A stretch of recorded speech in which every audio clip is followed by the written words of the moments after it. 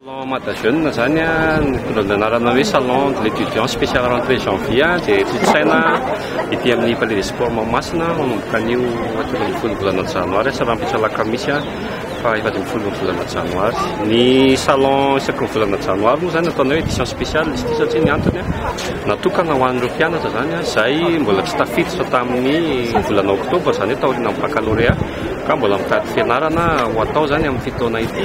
zany hoe le année universitaire 2015-2016 dia natokana ho azy ireo zany ty hetsika ity karakaraina isa-taona ary mariako eto fa efa folo taona zay no karakarana izy ity natokana indrindra hoe izy ateo ho an'ireo ankizy entre parenthèse retardataire zany amin'ny fidirana eny amin'ny ambaratonga ambony. Mariana aloha zany fa ny tsara ho fantatra ho an'ny mpianatra dia ny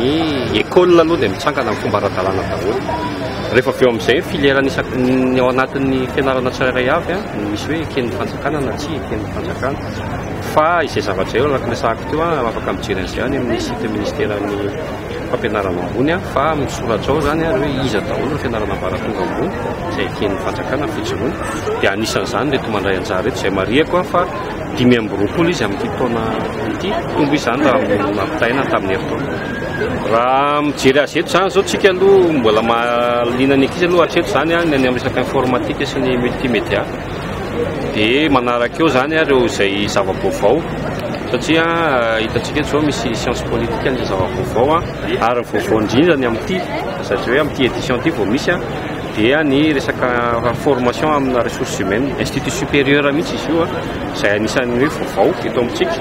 ary anisan'ny tena ilain'ny ankizy satria betsaka zany le mahakasika azy resaka ressources humaines izay mbola tsy ampy eto Madagasikara. Na izany na tsy izany misy filière maro isan-karazany hita ety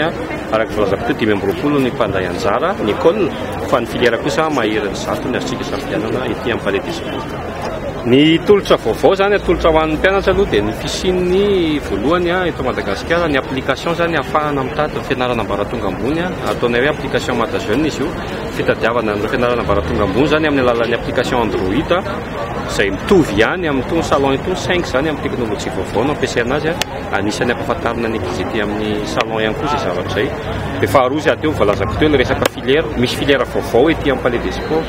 atao hoe ressources humaines institut supérieur vaovao mihitsy izy io mampianatra ressources humaines tsara ihany koa zany ahafantarantsika azy fa anisan'ny ilaintsika eto Madagasikara izay mahakasika ny resaka ressources humaines izay ngamba ny zava-baovao amin'ny taona 2014 enina ambin'ny folo sy roa arivo.